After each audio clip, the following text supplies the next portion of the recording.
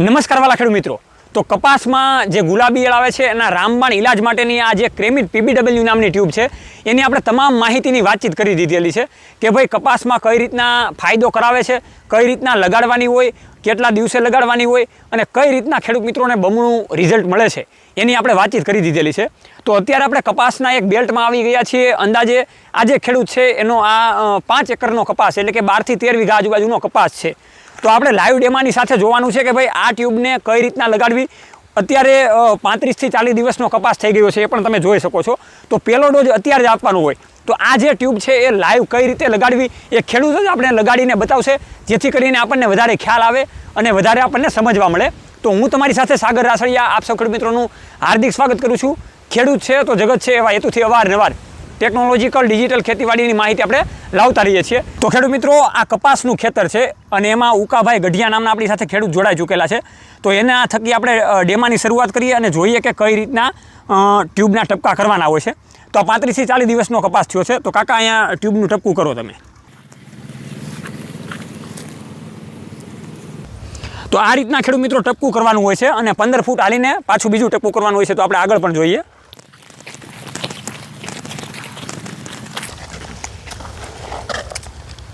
તો આ રીતે 15 ડગલા હાલીને ખેડૂત મિત્રો પાછું નાનું એવું ટપકું કરવાનું હોય છે, જ્યાં વી આકારની ડાળી ફૂટેલી હોય છે એ રીતના તમામ આખા પૂરા ખેતરમાં એ રીતના વસ્તુ કરવાની હોય છે।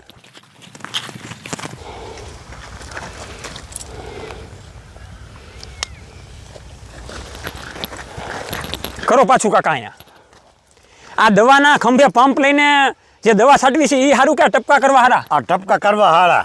ઓકે, આમ આ હાલ વગરનું કહેવાય ને, હાલું જાવ ટપકા કરવા ક્યાંક ક્યાંક। ઓકે, હા હેલું પડે। હવે અહીંયા કરો પાછું।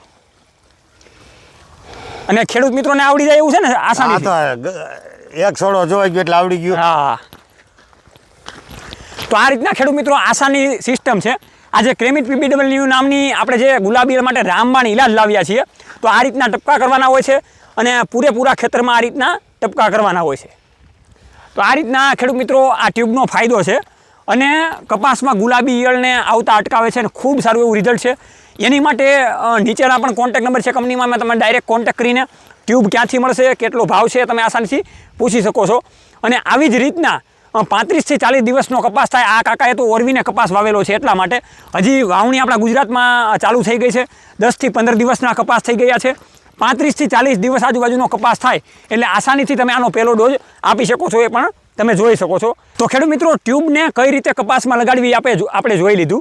હવે કાકા તમને હું એ સમજાવું છું અને બધા ખેડૂત મિત્રોને પણ એ સમજાવું છું કે આ ટ્યુબ લગાડવાની સમયે આપણે ખાલી એટલું જ ધ્યાન રાખવાનું કે 2 કલાક સુધી વરસાદ ના આવવો જોઈએ।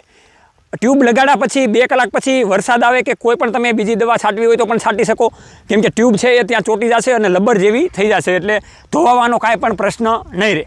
એટલે આ વાતનું ખેડૂત મિત્રો ખાસ ધ્યાનમાં રાખવું। તો ખેડૂત મિત્રો, આવી જ રીતના ટેકનોલોજીકલ ડિજિટલ માહિતી મેળવતા રહીશું અને જો અમારી માહિતી તમને સારી એવી લાગતી હોય, ખેતીવાડી વિશે તમને અવનવું જાણવા મળતું હોય, કાંઈ સારી એવી નવી ટેકનોલોજી તમને જાણવા મળતી હોય તો આ ચેનલને સબસ્ક્રાઈબ કરજો, ફેસબુક પેજને પણ ફોલો કરજો અને લાઇક કરજો। અને તમારી બીજી કાંઈ પણ માહિતી હજી વધારે જોતી છે તો નીચે કોમેન્ટ બોક્સમાં કોમેન્ટ કરીને પણ તમે અમને પૂછી શકો છો કે ભાઈ આના વિશે તમે માહિતી અમને આપો।